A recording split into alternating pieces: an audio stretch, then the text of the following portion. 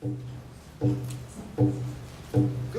on ain't the gooey gone day. Hi, come, tie gooey gone day. Gone ain't the gooey gone day. Oh, hey ya, hey ya, hey ya, hey hey ya, hey ya, hey ya, hey ya, yo. Tie come, tie gooey gone day. Gone ain't the gooey gone day. Inside is the Portland Public Schools Race Talks schedule, and Portland Public Schools meets at Jefferson High School the first Tuesday of the month from 7 to 9.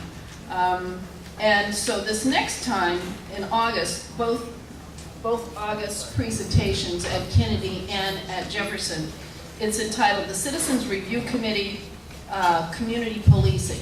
And the whole idea is that they want to know if the police are doing a good job of ethnic hiring, diversity hiring, and also in the community policing in the community. So we need your opinions. The whole Citizens Review Committee is coming. Also, they usually say that they are looking for people to join the Citizens Review Committee. And if you're not satisfied with what the police are doing, or if you feel that they could be doing some other things, then come and be a voice. Come and be heard. Alrighty, and then in, okay, that's August. September, we have a change in, it was supposed to be developing racial identity and cross-cultural adoptions, but, oh, it's still gonna be that. No, I'm sorry, September's gonna be a different one. How many of you are familiar with the issue of the people who are non-citizens getting a driver's license? So that's going to be on the ballot measure in November. So we're having a presentation about that. So the people who are pro and the people who are con will be presenting in September. So you can find out about that ballot initiative. And the reason we're presenting it is because a number of people who are of color are affected by this. And I thought it was primarily people who were from out of country. It's people here in this country too. There's something about the military have a tough time with this one, and also people who are transgender have a hard time with this. So I was really intrigued to hear, and I'm really looking forward to that presentation. Okay, so inside the brochure, just want to share the ground rules with you for being here at Race Talks. One of the things, we have some follow-up activities for you. And, well, I'll give you the ground rules first. So listen to each other with curiosity. Respect differences, and this is something different. You have to agree to disagree. You don't have to argue the person's point to try and persuade them to understand what to accept your opinion. They get to have theirs, you get to have yours. Speak from the self and from the heart. This one's really a hard one for me because I'm always saying I know somebody who, and I really do know somebody who, but the whole idea is that somebody, you should speak from your own personal experience. Some people just came in. Please make sure you stop and get a name tag. Okay, respect confidentiality. If you want to share what was shared tonight in your group, you can share things that were shared, but you can't say Joe Jones, who lives over on H Street, said. You cannot do that. You can kind of share a little bit. I mean, use your discretion. What you will find is that people are going to tell you things that they haven't told their friends. It is absolutely amazing how personal these discussions can get. Contribute honestly and positively, and assume positive intent. You are going to stick your foot in your mouth, and so is your neighbor. And that's what the facilitators are for, is to, when you stick your foot in your mouth, they keep other people from putting their foot somewhere else on you. So, but assume that people are speaking positively and that they are they're well-meaning in what they're having to say, not that they're trying to be nasty. Okay, be open to new ideas and relax and enjoy. We want you to get to know folks while you are here. So with that idea in mind, we have a special incentive for people to get to know each other. You'll notice that there are colored cards there. You thought we were just being cute, having little colored cards in the basket. No, those are for a purpose. Here you also will find scratch paper for taking notes, and a pen, and these little colored cards. And what these little colored cards are for, you know how people say, oh, well, I'd love to give you my number, except I don't have a card? Well, now you do. Now you do. So what we're doing at the end of the evening, in order to encourage people to get to know each other, I'm going to hold off and tell you that after I explain what's in the brochure. Okay, so 2 other things that are on the table is the evaluation. We really need your feedback. And one of the things I like to encourage people to do is if you have a topic that you would like for us to share here at Race Talks, please share that topic. And if there are people who you feel that would be good to speak on that topic, then put their name and their email or phone number down so that we can contact them. We're always looking for topics, and we're starting to set up our topics for next year. So there's the evaluation. This is important for folks to know. If you do not have a facilitator at your table, there is a protocol on the back here for how to go get along without a facilitator. Hopefully we'll have enough people who come tonight. Additionally, on the table is a sign-in sheet. And the sign-in sheet is for your name, address, and if you'd like to join a Race Talks book club and what sector of town you live in, and if you'd like to be a volunteer with Race Talks. How many people are here from the book clubs? So will the book club members please stand and wave your hand? Jiro is a book club member. He's not waving his hand. Lisa, stand up and raise your hand. So those 2 are in the book club, and they meet monthly, and the book clubs decide on a book that they would like to read. So also, if we are in need of volunteers, we are in need of funds. We couldn't pay Dr. Pewewardy tonight because we don't have enough money to do that. So we would appreciate any donations that you could make. We have a number of volunteers, and I've been doing this for free for 4 years. It would be nice to have an office. So if you know of someone who has office space, great. If you would like to make a generous contribution, that would be fantastic. We would love it. So if you know of that, write it down on your evaluation, and we will go from there. Okay, so here's some follow-up activities, just for fun. And so let me tell you what the impetus about these follow-up activities is I moved to North Portland, and I taught out there, and I thought there were a lot of people of color there. And I was shocked to find out that there weren't very many people of color in my neighborhood.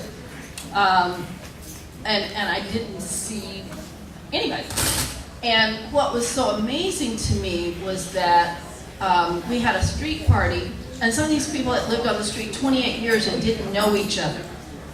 So I thought at first that they weren't friendly to me because I was black. And then I found out they weren't friendly to each other either.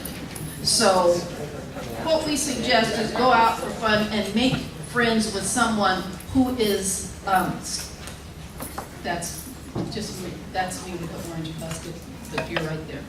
Have a seat, just move it. Thank you. Sorry about that. So anyway, and then make friends with a person of color.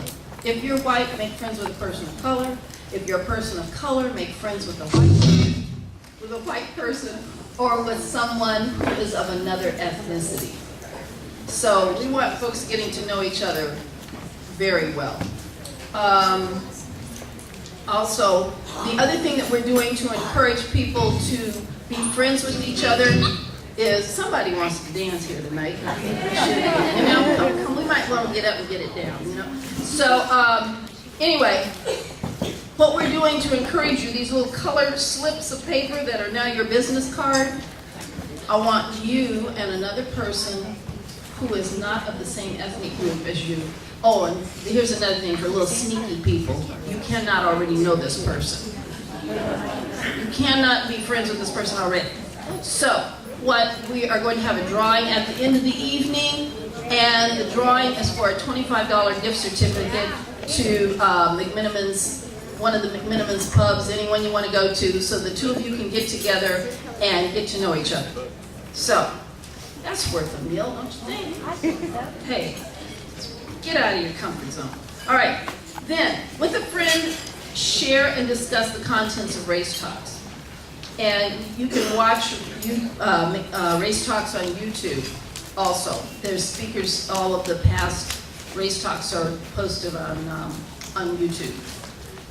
Then the question is, how many people of color, if you're a white person, how many people of color or different ethnicities are on your speed dial as real friends? Not your people of color, because I've had people tell me, you know, I really like you, you're my favorite person, you're my favorite black person. Thanks. So, I even had a doctor who told me I was his favorite black patient. I said, really? I think that's a compliment. Well, of course it's a compliment. No. If I told you you were my favorite Jewish doctor, you might be my only Jewish doctor. You know, so that's not much of a compliment. So I'm talking about real deal. You got some people on your phone that you put on the speed dial and you call up and you say, hey, I just got promoted. Let's go out and have a drink. Or, you know, that 3 o'clock in the morning phone call, everything is falling apart and you're not sleeping, you need somebody to talk to. You call up this person and go, I'm coming over, or I need to talk. You think I'm joking? I've had those. So how many people have someone who is a different ethnicity that you could have that kind of friend? Wonderful. I love it. This is the largest turnout we've had. Excuse me. See, made me cough. It was so good. All right. So then our last one is join a uniting. Well, we used to do Uniting to Understand Racism. I have to change that because Lisa, stand up. Lisa just wrote a 6-week dialogue program that we're going to be. Keep standing up. You can't sit down. For Race Talks. And she used it as her project to get her master's in facilitation and mediation. So Miss Lisa just marched recently, so we're just real excited.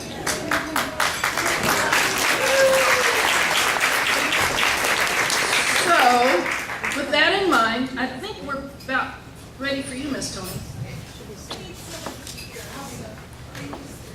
So Tony is my valiant left-right-hand woman who just forced me to turn over some stuff to her, and it came at the perfect time. Forced?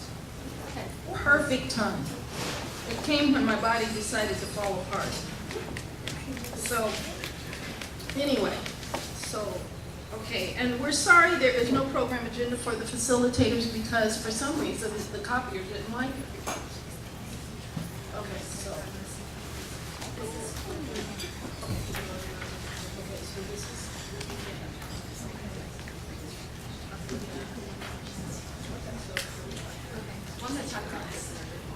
Okay.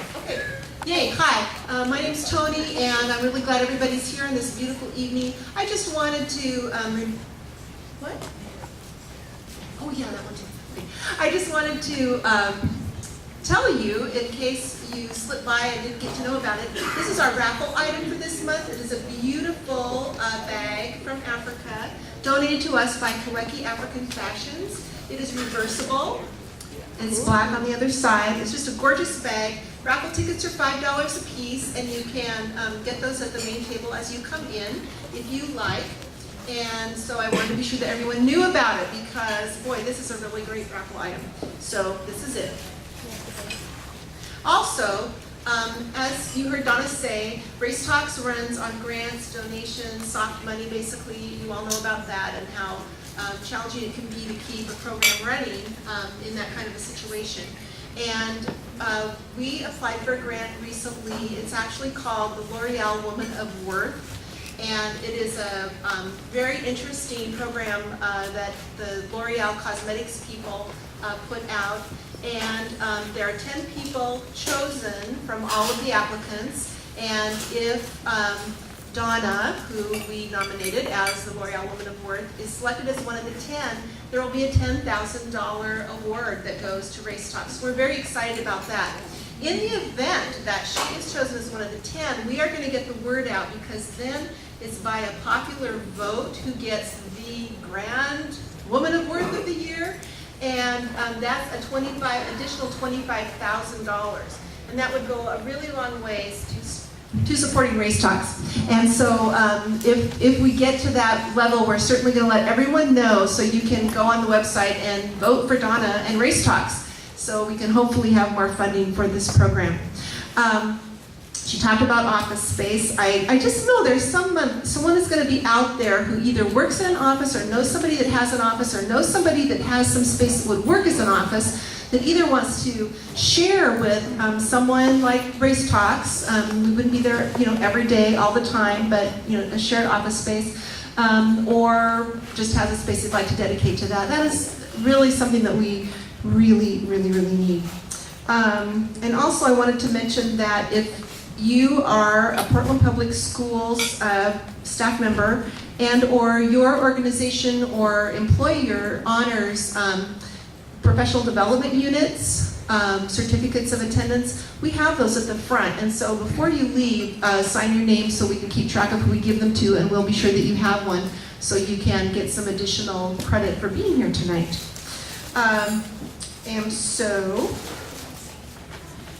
And the restrooms are right outside and across the hall. I don't know if we told you that. Women's there and men's there. I know, it's like, I don't know. It's okay. Look at you did it. Okay. All right. So without further ado, I will introduce to you Dr. Cornel Pewewardy. Cornel Pewewardy is Comanche and Kiowa, originally from Lawton, Oklahoma. He is a member of the Comanche Nation. Dr. Pewewardy is a husband, father, grandfather, uncle, and mentor to many students across the country. Cornel has 2 children and 5 grandchildren living in Oklahoma. His life partner is Dr. Nokona Pewewardy. They live with their daughter Chantel and grandson Hashitomi Pewewardy in Portland, Oregon, with their 2 puppies, Bitsy and Wasaki. While not on campus, Cornel works on his recordings collection at home, digitizing, editing, and transcribing tribal language from recordings, and composing new songs. He is the lead singer for the Southern drum group Quahada. Cornel is a huge fan of the University of Oklahoma football and University of Kansas basketball, as well as a novice cultural analyst of American sports culture. He also enjoys backyard cookouts and working out with his family. Please give a warm welcome to Dr. Cornel Pewewardy.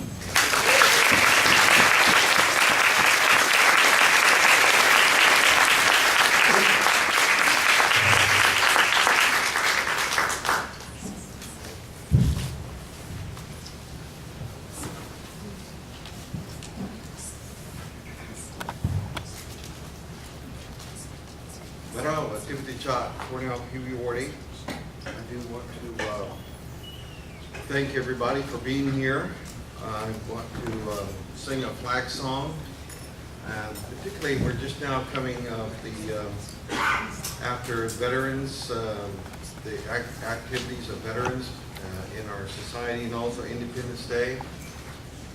Our tribal nations have our own Independence Day, and most of the tribes have their own flag song. And the flag song is really good. Hi, come, tie, going on day. Go, hey, the gooey, gone day. Oh, hey, hey, hey, hey, hey, hey, hey, tie, come, tie, going on day. Go, hey, the gooey, gone day. Go, hey, hey, hey, hey,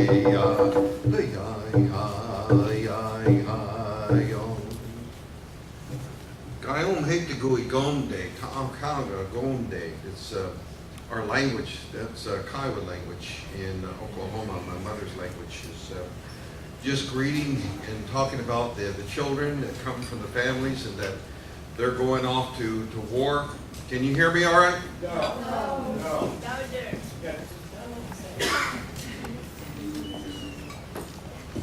All right, can you hear me now? Is that better? Yes. All right, okay.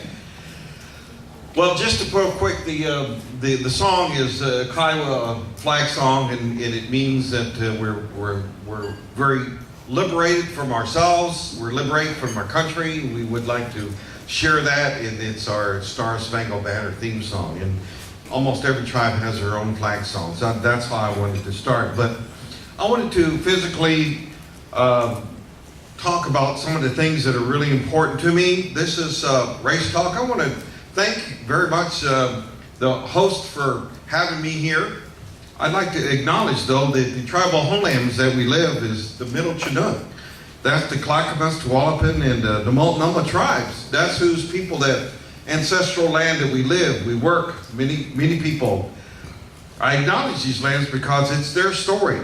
It's their survival, their resurgence that we celebrate today. And that this evening we celebrate our humanity and our brothers and sisters of all colors all over the world.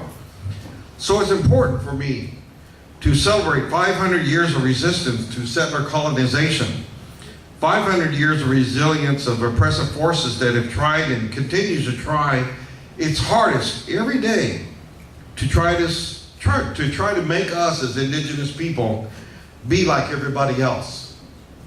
To me, that's really important. I'm pleased to witness how many of you that are here to listen to the topic of race and racism and settler colonization. And as someone who grew up in this country during the post-civil rights era and the heyday of the American Indian movement, I witnessed and experienced the strength of the nation state and how it's imposed its authority over tribal nations and many underserved populations. I'm really pleased to see all the people that are here that are really wanting to hear some of this conversation about race, and because it's not like, yeah, everybody's jumping up and down. Yeah, I'll talk about race. Me. I'm a school teacher, so that's kind of a taboo subject where I come from in the Midwest. And so when somebody says, we're now to talk about race, is I've been talking about race all my life, and so it's kind of really difficult for me to say where's the transparency in this. Usually it's people that just want to probably diagnose, they want to critique, or they just want to be the trickster or the devil's advocate. Or I said, no, just listen. And so that's one of the things that I did in one of my classes this past term at Portland State. I said, for one time, one class, one meeting, students, I don't want you to take notes. I don't want you to have anything to do with your cell phones. And by this, I mean you've already turned off your cell phones, right? Right? Yeah. Okay, that's good. Including mine. I hope mine's off. Yeah. So I told them, I said, we're just going to listen. Sometimes the learning is that just listen. Because a lot of times we just don't know how. We say, okay, we're just going to just listen. Don't take notes. And so that was really fascinating. And so one of the first things I'd like to say is thank you very much for having me here and talking about something that I've been speaking about for probably 40 years. And now it's come into fruition, and some hopes of each time that I see a Indian mascot go down, I count coup. And I'll do so and continue, and I'll talk to you more about what that really means. But so understand that I guess they're asking for some donations today. I guess that means that I'm not going to get paid, right? So I'm going to pass the offering plate. First things first. I'll just tease him. No, I just want to say thank you very much for having me here. The things that are here that are really important.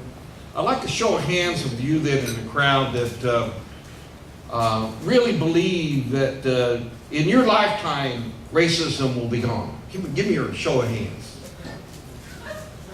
Come on. 1, 2, 2.5. Okay. 2.5 of a packed full house right here in Portland, Oregon. And those of you that are teachers have the responsibility, the ethical responsibility, the professional responsibility. Some of you are even licensed to teach the truth. And so as we began to talk, that's where I'm coming from here. Some of the themes that I'd like to talk to you about are this, but before I do so, I would like to say thank you very much for some of my students that are here, some of my colleagues. I see Dr. Keith there, my partner, Nakona Pewewardy, my life partner. Thank you very much for supporting me. She sees me every day as I get ready and get excited for these kinds of events. I've had all kinds of speaking engagements, but I still get butterflies, of course. I'm a teacher. So I did my best to try to prepare, do the PowerPoint, and thank Shiloh for helping me. She's one of my graduate students for putting things together, and I've just seen quantum leaps of consciousness and awareness in the time that I've seen in the classroom, and I would like to say thank you for this opportunity. There's 3 themes that I'd like to talk about: is the miseducation and a manufactured crisis in education that we confront. And then one thing about Indian mascots, to me, the only good Indian mascots are dead Indian mascots.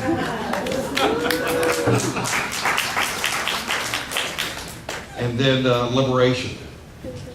But while some of the contemporary things, let me see if I can just hang on to this. Some of the contemporary issues facing indigenous people in the 21st century are quite novel. Our struggle for self-determination and a rhetoric sovereignty. Rhetoric sovereignty means we define our own terms. Even if they're in English, we have our own nomenclature, we have our own epistemology, we have our own way to create terms that are tribal on our own terms.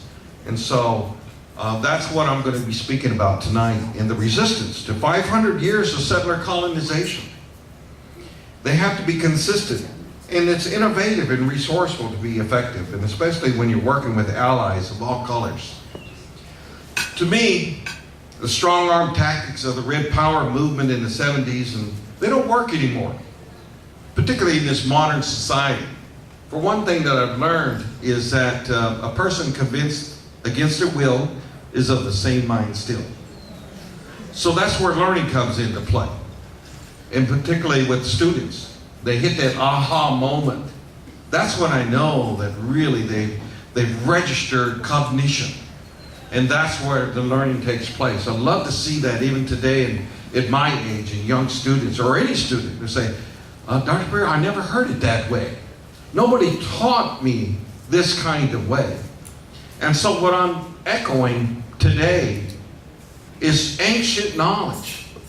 It's echoed throughout the years from many of my teachers, and I'll talk about who they are. And many of you, I'm still a learner, particularly when it comes to racism. People today, especially very educated and credentialed people, get very, very angry when they're accused of being racist, sexist, and homophobic, and they take it personally sometimes. And they take it in a way that they say that they're not racist and sexist and homophobic. Now here in this country, most times just to be that, you just have to be normal. Just be normal. And you'll be accused of everything. That's all you have to be. And because of this time, we're raised in systems and in schools and in programs, because we're not a part of the model. And the model is that we're a pluralistic society. And particularly those of us have been here since the get-go. So what's the behavioral benchmark for participating normally? So I'm going to go through some slides, if you don't mind, to talk about some things that are really important to me. To me, the achievement gap started in 1492. So if you really look at it, and as we look at trying to do learning styles inventory and trying to understand where we are as knowledge, wisdom, and wisdom cultures, because I see a lot of this happening today in this day and age of the sustainability movement that's moving towards the wisdom cultures. And I'll say, well, we've been trying to tell everybody this since the get-go, since 1492. And here it's coming back. What comes around goes around.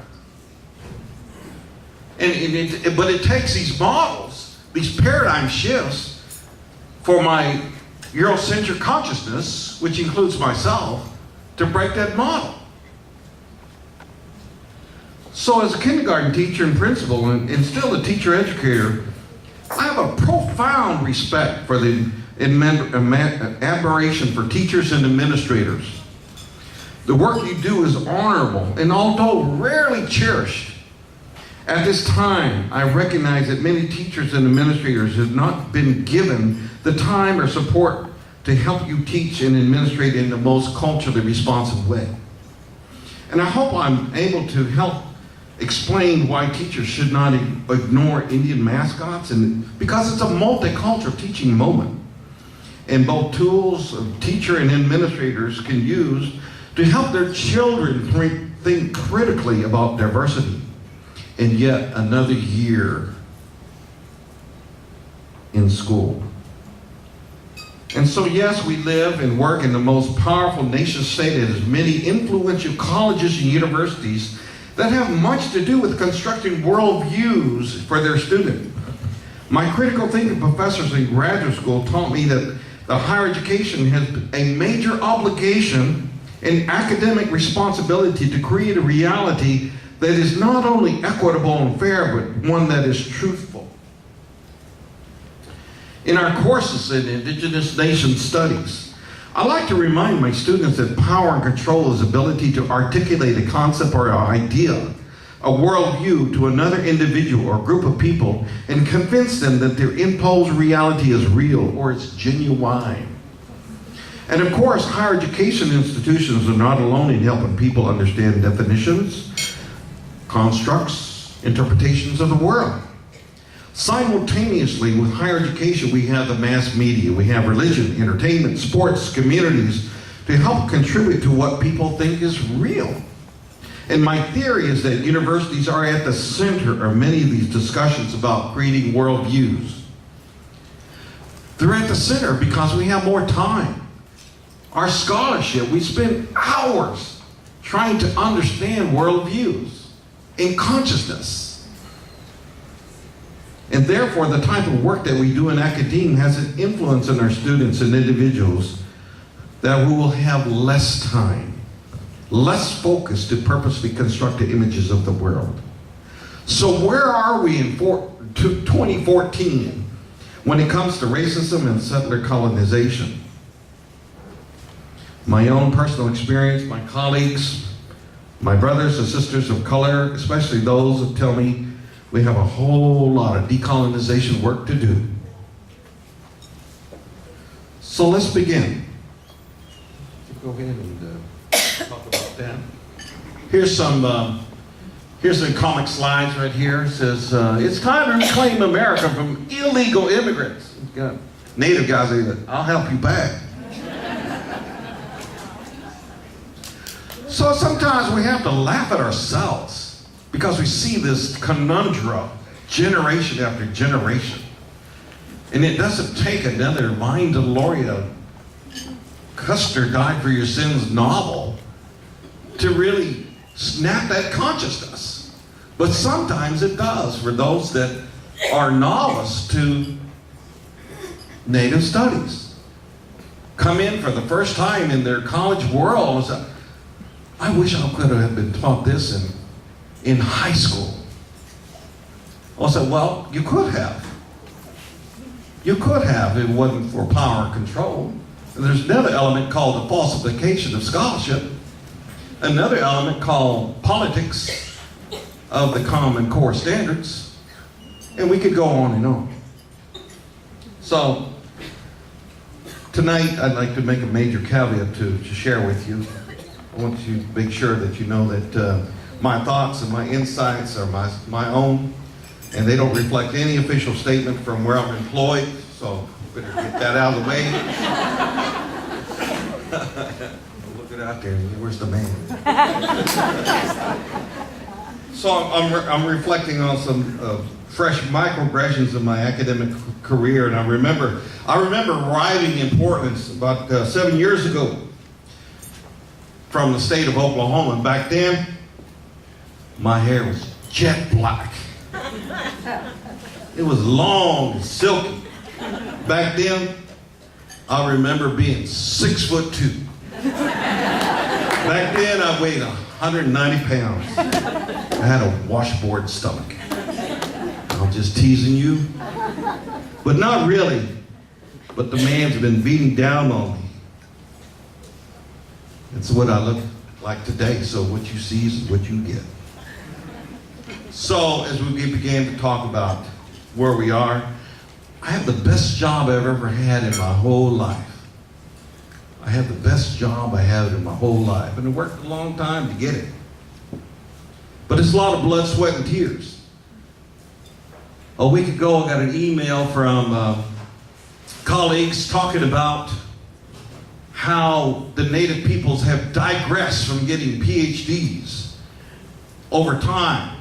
In 20-year span, it's going backwards. We're progressing at the bachelor's, the associate, the bachelor's, the master's, but there's just a few they're able to make it through that glass ceiling to get that doctorate, that PhD. Because I look at those students, their students are my students. I look them at the face and I think, you know, the odds are against you. Because you're a woman, you're ethnic minority, you're a tribal member, you got an extended family, you're probably like me, you got a ceremonial calendar, you got to go home, you got to visit, you got to see our own folks, you got to be doctored. I don't think your boss knows and understands what you're going through. Especially if you're going to spend time, 7 years in the PhD program. Odds are against you. So I applaud everybody that even tries to get through that pipeline. And I sing songs of praise, war dance when they finish, because I know they burst in that glass ceiling. And even at that, they got to enter the academy if that's where they're going to go. That's no guarantee, particularly if you have a tenure track position. I told students of mine in one class, I said, it took me 7 years to get tenure, just to get in, my foot in the door, the assistant professor, get to be associate professor. Then take 4 more, get to be a full professor. Then you're looking around the world, and you probably see about 4 or 5 just like you around the world. That's it. Because you've got to send your portfolio out to people that you say, who knows my stuff?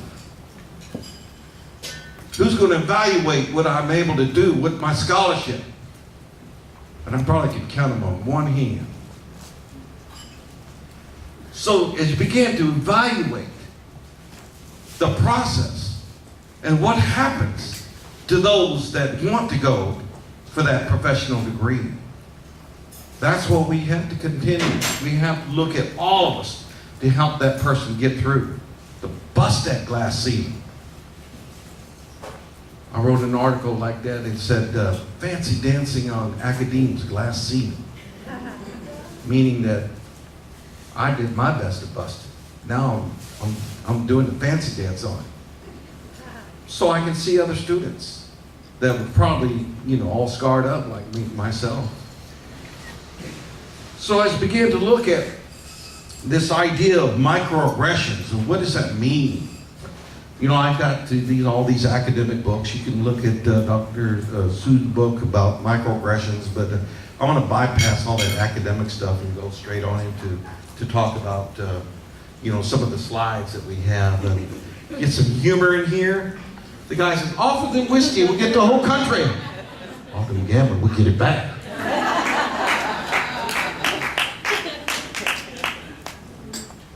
Now this is one of the first cartoons from Dr. Seuss. So those of you that are teacher educators in elementary school, this is where Dr. Seuss started. Keep in mind the consciousness that comes into that play. Way cool blue outfit, which one are you, a sports team mascot or a Disney caricature? So the issue of mascots is about power and control. Ability to articulate a concept, idea, and reality to another individual or group of people, convince them that their imposed reality is real, is genuine. So I come from the University of Oklahoma, and some of you see my notes over here, hang on.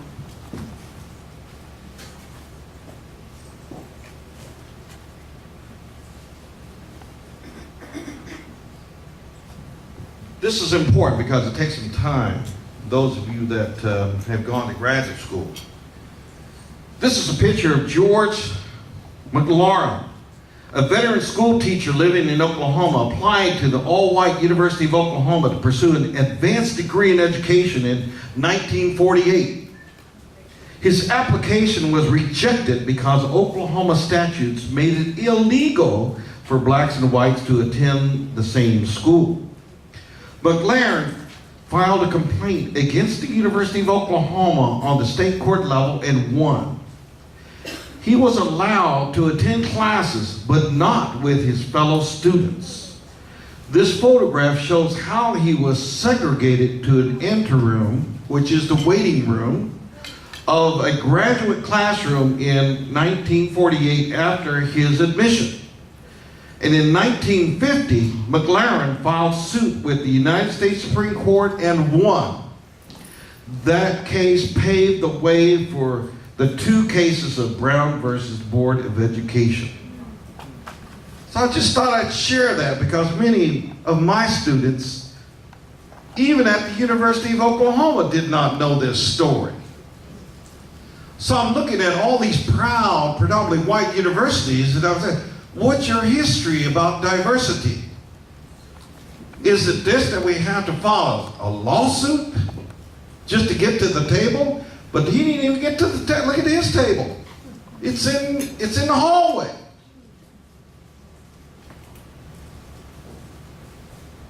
And who's going to tell that story? Particularly those of you that are teaching in the classroom. What about this equal playing field? He's hardly in the game. He's in the game, but he's kind of in the stands. He wants to be a participant.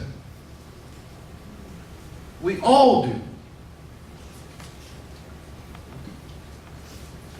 And so as you began to look at the kind of what I call the language of savagery, because we have a lot of that still exists today. That's what I call it, language of savagery.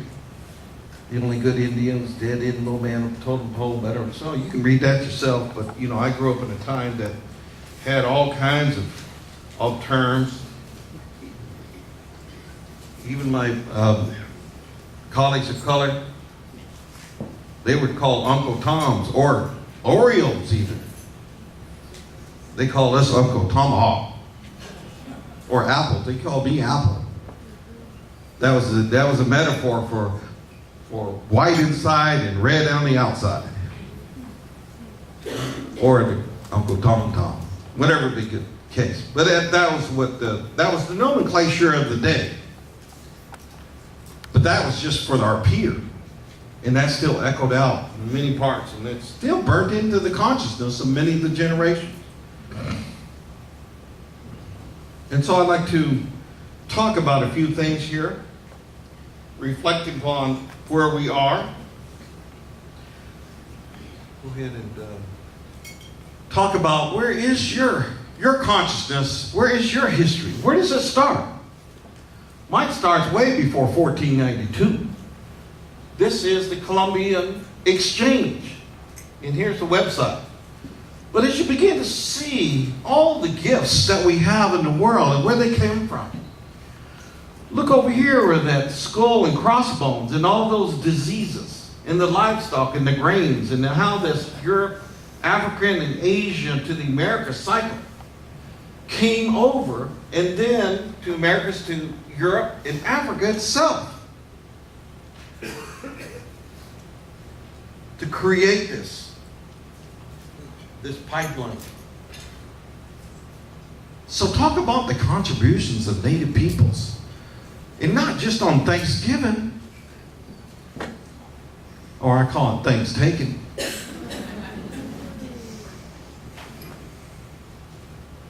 So as we begin to give our recognition to the indigeneity, the land, the people, who we are, these are maps, and that's what's happening today.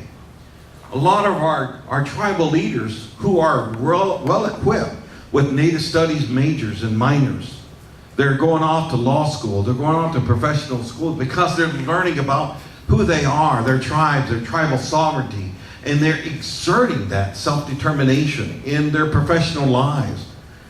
All know where they have come from. They have indigenous names, and they're reclaiming their own names. They don't have to go by Indian, Native American, American Indian, using rhetoric sovereignty. They can create it on their own terms. We can call ourselves indigenous peoples, First Nations peoples, or better, the preferred term is the tribal term.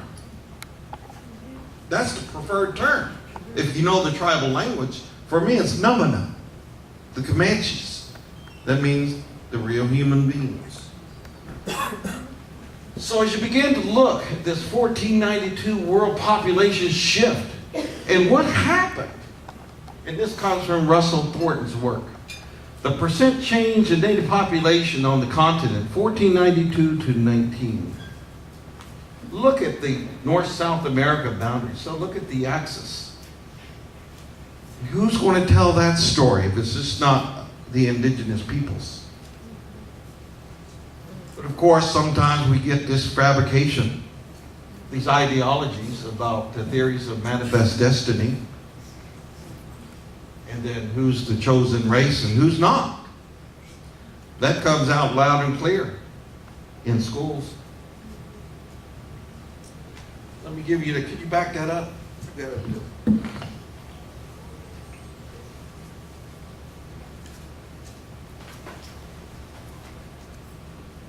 I'm bringing out my toys of genocide.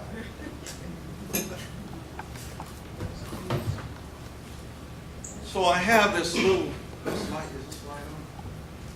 I have this little Indian book. It says My Indian Book, and the word right on it is called Derek. He gave this to me to share with you. He's one of my students in class. He said, Dr. Pewewardy, this was given to me in my first or second grade. I can't remember quite, but it's called the Indian Book, and it was what he was instructed to do in one of his classes. So he used to follow the lead of the teacher when she says, Indians live in teepees. And so he has to write it out in English and then give a visual. The second inquiry says, Indians are good hunters. So he writes it out in his English. I believe it might be in first grade. And then he puts little teepees there. And then he says, Indians dance around campfires. And so he puts it in, in his English writing, in his crayons. Indians wear feathers.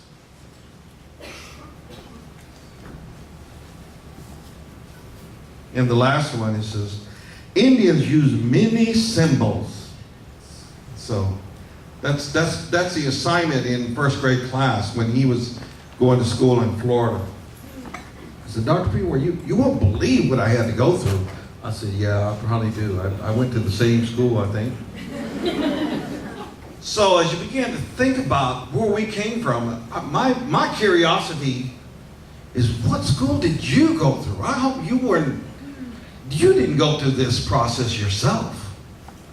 You're all critical thinkers. Or not.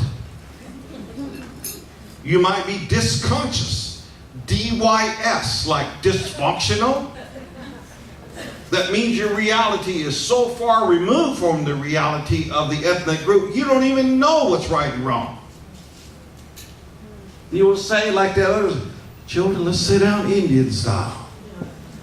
So, oh my goodness, you wouldn't sit down black man style, sit down Asian style, sit down Mexican, but you said sit down Indian style. Just say apple cross, crisscross, sit down. that it had to be a race-based term injected into the elementary kids. That's what I mean. That's a microaggression. These toys of genocide are microaggressions. And you can get that at every truck stop, Walmart, and they still exist today. Next one. So as you begin to look at Indian territory and what happens about allotment of land, and so when you have Indian territory and relocation, these are all mostly forced removals. The only white people, they're not supposed to even be there, but it's a refuge because the only white people at this time were called outlaws. Because no white people supposed to go to these Indian territory.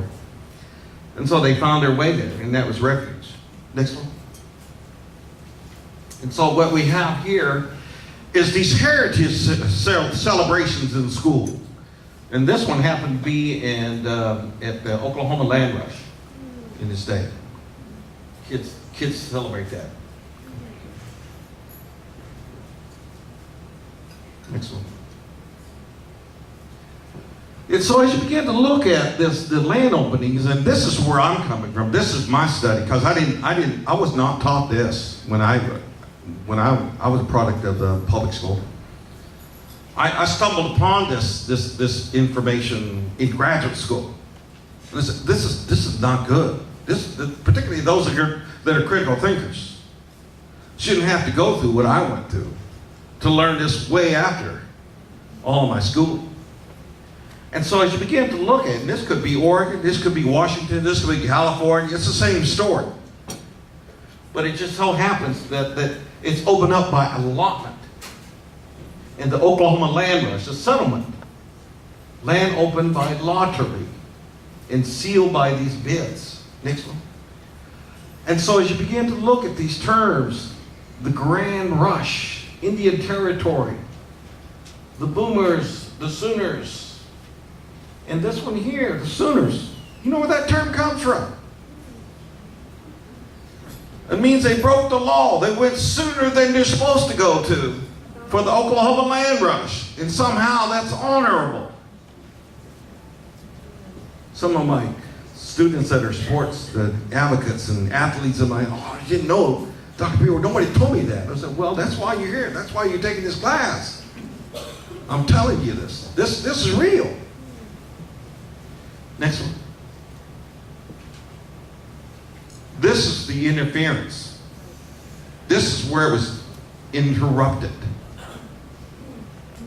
This is when the government took over the education of our people. Relocate these children 3-4 states away from their reservation homelands. Put them in uniforms, cut their hair, tell them, don't speak your language, I'll punish you severely. And rarely any of them got a chance to go home after 1 year. And every Indian boarding school that I know has a cemetery there. And those cemeteries, you look at those tombstones and you'll see children 5, 6 years, 7 years old, because they didn't make it. There was not enough medicine to cure them. Or they ran away in the freezing snow and ice, and they found them the next spring. So who's going to tell them and their children, and their families, what happened?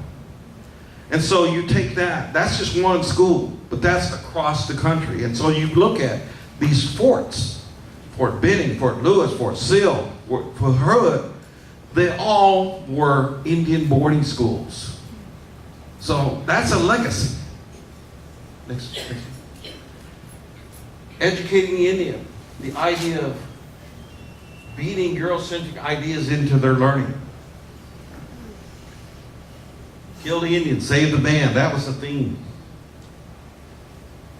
So where did these mascots come from? They came from the boarding schools. They came from sports writers of the day. And the only ones that had that economic ability to write. were white. They controlled the press. They were the sports writers. And because Carlisle had no mascot, they saw them and said, well, they're Indians.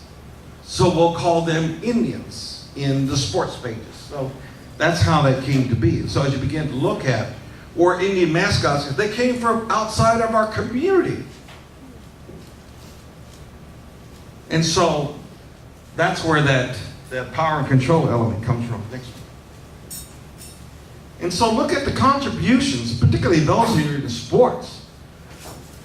These men were fabulous athletes. They were quick. They were smart.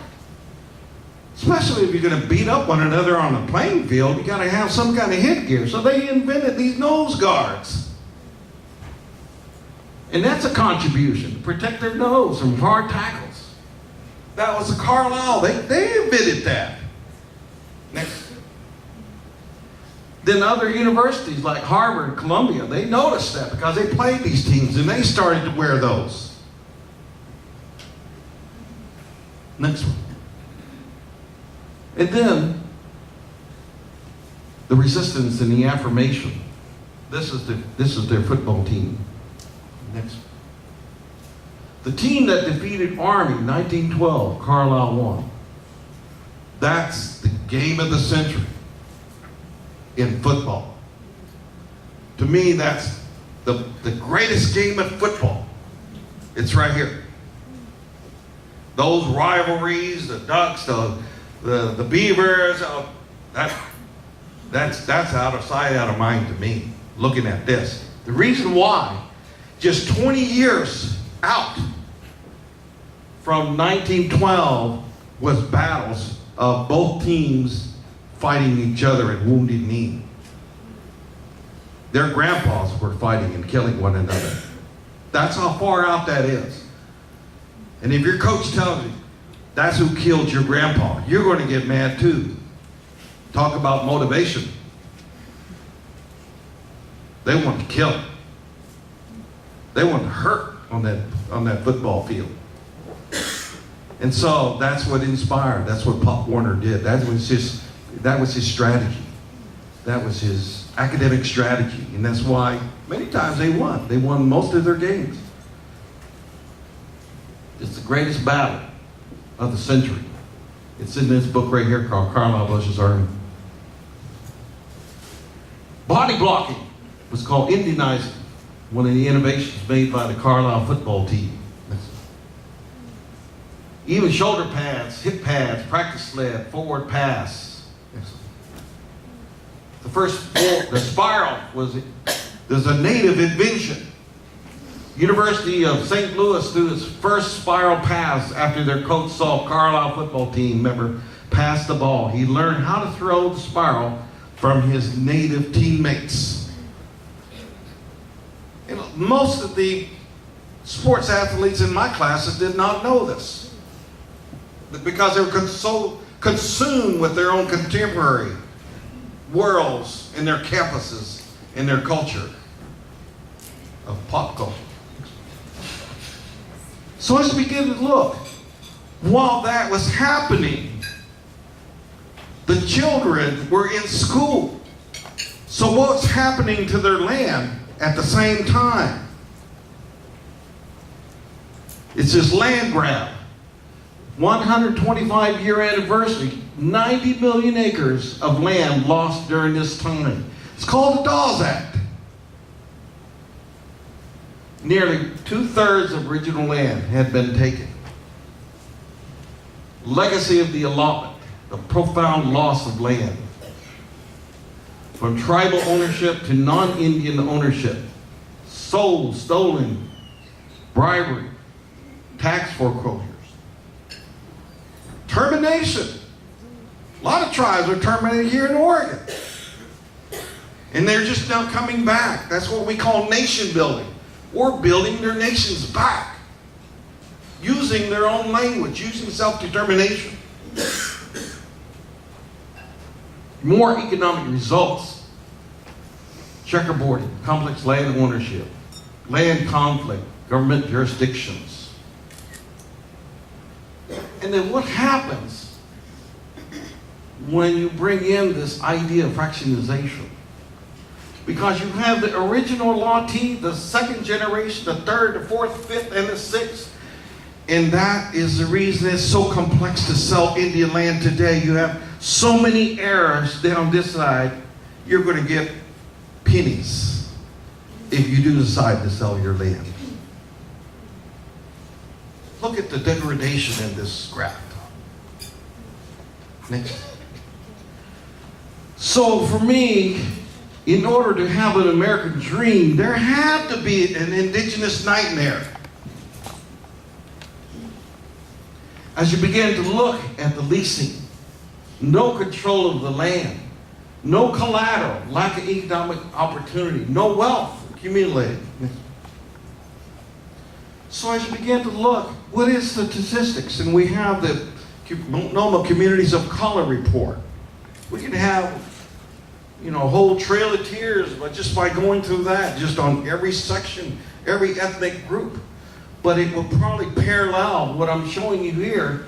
6% of those households is 5,000. These are native. Next. 22. You read for yourself. Next one.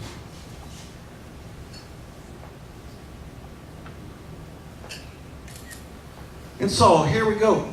Back to school, particularly elementary school. So as you begin to approach and think about your school calendar, I just got back from NCORE. A lot of the participants there are telling me, they give me testimony of their schools that have eliminated Thanksgiving, the day of Thanksgiving. They have eliminated Columbus Day. They have eliminated all these atrocities that have happened that have been traditional American, because they have done their work, their academic work. The history of Thanksgiving holiday. The next one. The transformation of the holiday itself. And how children start to play the cowboy and Indian game in that Thanksgiving holiday. Next one. And as you do your analysis, it's the wrong time. It's a pilgrim story. It's a creation of holidays, stereotypes. The alternative: National Day of Mourning, Day of Atonement, Fall Break, Harvest Break, Tribal Day, whatever the tribe may be. Those are the alternative. That's what's happening today. So I don't know where communities where you come from, but the work's got to start. Next. Don't celebrate the event. Next. Because this is what I call a white identity performances. This is the white gaze, G-A-Z-E, not G-A-Y-S. Who is this? Who is this? The daughter of us. The daughter of the governor of Oklahoma, yes. Next. Who is this? Khloe Kardashian. Kardashians. We can go on and on. Next. Who is this? Okay. So we're playing Indian. Next. And so here we go again. Here's this cartoon, but we're honoring you, dude. And this has happened in April 2014.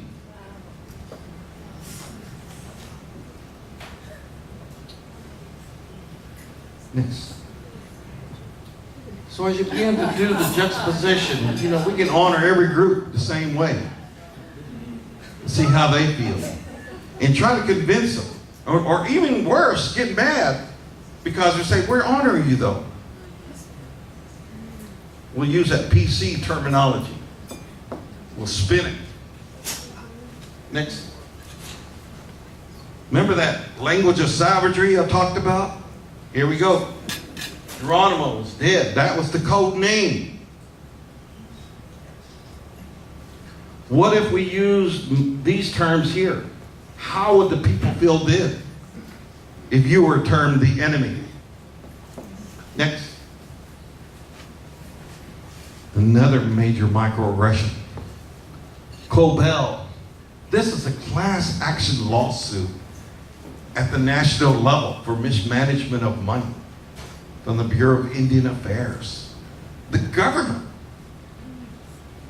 Next. So as we begin to look at 500 years of resistance to European schooling, talk about microaggressions. Look at what's happening here.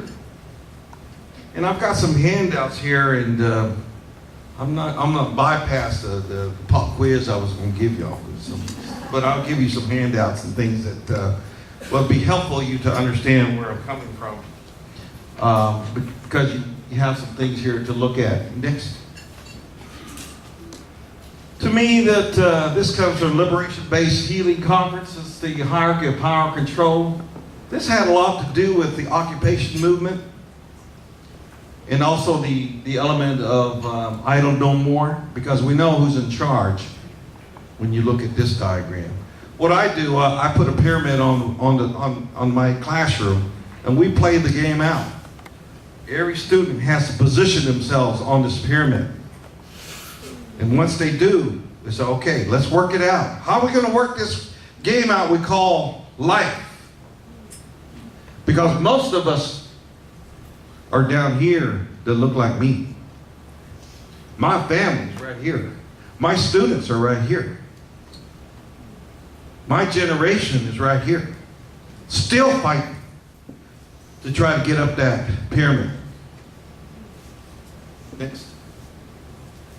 Here's the challenges I see. We got a belief challenge. We got a challenge of will. We got a challenge of academic ignorance. We got a challenge of cultural ignorance.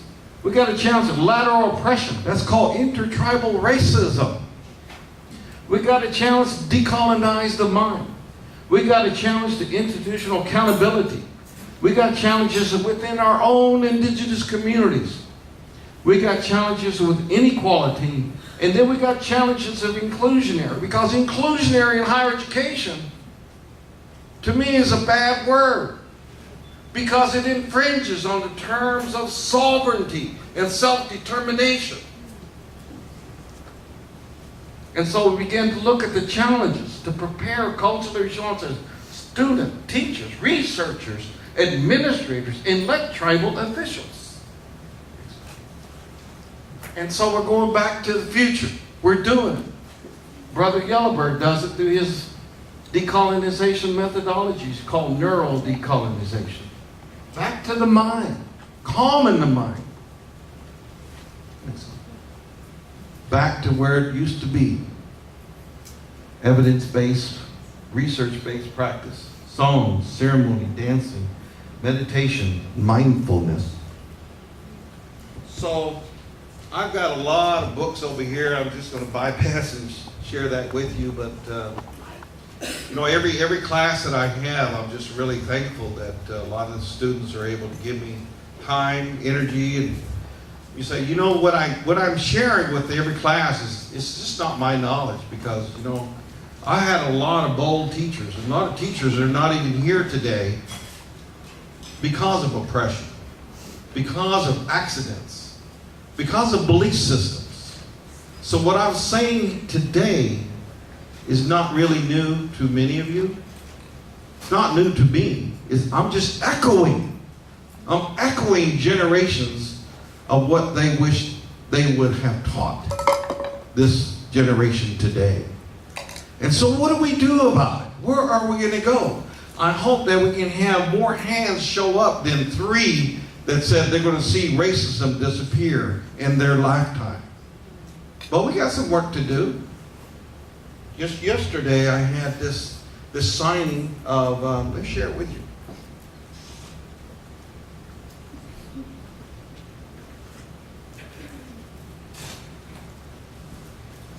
Native American Youth and Family Center, we had a declaration of cooperation, a signing ceremony called Celebrations. It's Generations. And it's a combination of the city, the state, the county, coming together to work for self-determination. So it's our tribal people, they're putting those ideas forward. And that's what we're trying to do. And the worst thing we could do is interrupt that self-determination, like in 1492. So as we begin to look at these theories that are ancient, we echo those in our classes, and we want to just share that with you. It's like the wampum belts, the tree of peace, the people that educated the framers of the United States Constitution about democracy. It comes from this ancient knowledge, indigenous ways of knowing. The metaphor is you've got a river, you got two vessels going down that river. The indigenous people in that canoe and the settlers in the boat. Indigenous people say, you know, there's so many of these white folks, they're not going to go away. The best way for us to get along is to tell them, go down that stream the same direction, but don't interfere. Don't interfere, because if you interfere, you've interrupted our lifeways. And so, if you reach over and start to stir the other boat, that's interference.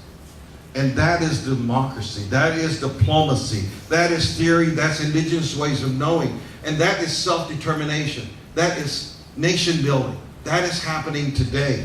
Those lessons are standing a test of time. But sometimes our own brothers and sisters of all colors, they don't learn their lessons. They get in that other boat and they want to steer our governance.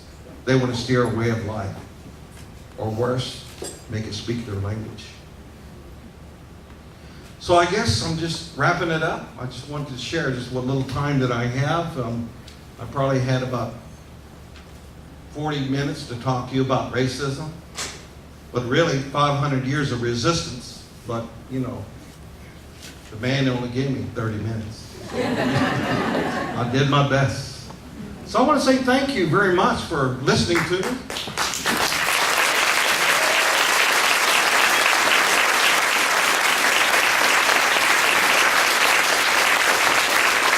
I appreciate that. But you know, we got a lot of work to do. We got resolutions, we got collaborations, we got a lot of community engagements. I admire this.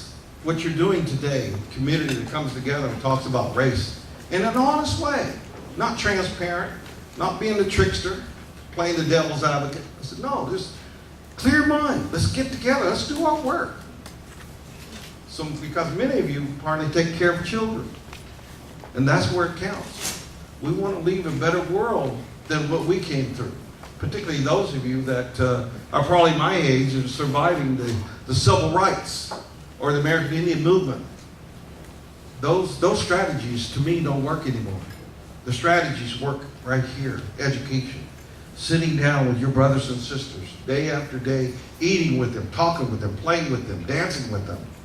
That's when there's true diversity that appears.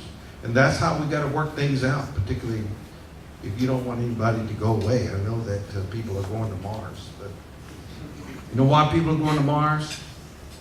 Americans go to Mars because they heard that there was an Indian on Mars with 1 acre of land. Had to happen. Thank you very much.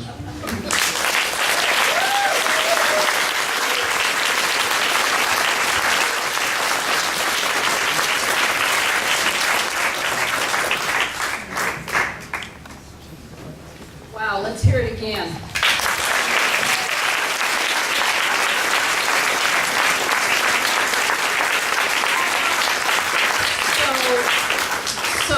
If you're going to leave right now, and we do have people who do leave because we're getting ready to go into our dialogue group.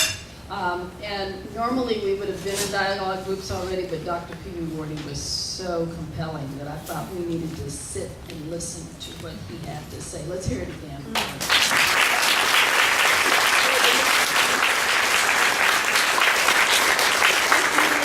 If you leave, will you please fill out the evaluation and leave it on the table or on the back table. Also, There is a sign-up sheet. The sign-up sheet is not for the book clubs. The sign-up sheet is actually so we can put you on our mailing list. So please make sure you sign the sign-up sheet. There's one at every table in the center. Now we're going to go into our discussion. I just have to say this. Dr. Pewewardy and I talked about this. How would you like to go to a game and hear them saying, "Go Whiteys, go Whiteys"? You know, think about that. And there are people who are, you know, when people say and do things, they don't think about how they would feel if that shoe was on their foot. How would it feel to have that going, that being said? You know, and it's only a joke, or it's only acceptable if we both agree to it. So, just something to think about. We have some very compelling questions. Dr. Pewewardy and I went over those questions together today, and what we want to suggest that you do is in your groups, you don't have to discuss all the questions. You might read through them all and then decide which questions you actually want to discuss. If you look on the back of your evaluation, those questions are there. So we need to make sure that every table has a facilitator. Let me see, facilitators, please stand. So I can make sure that there's a facilitator at every table. So I got 1, 2, so all 4 of these have a facilitator. We got 3 here, all 4 of these, there's 1 here. Okay, we got a facilitator there. Tony, will you do that back table, that last table? And we need a facilitator at this table here. Joe, are you doing facilitation? You don't be doing that, huh? Okay, so this second table here, you might have to do it on your own. The folks that are on the wall, please come and join the table because there are people leaving. So you can come and join us at a table. And it doesn't have to just be 10 people at a table. We can have more than that. So we're going to go, and what time is it now? Somebody know? 8:15. 8:15. So we're going to go till 8:50. And then we're going to stop, make announcements, do the raffle, all of that. So go for it. All right, thank you so much for coming. Please fill out your evaluation. We love having you come. Please come back, bring your friends. Come and give feedback next month on the Citizens Review Committee for the police. And hope to see you in September also. Thank you so much. Good night.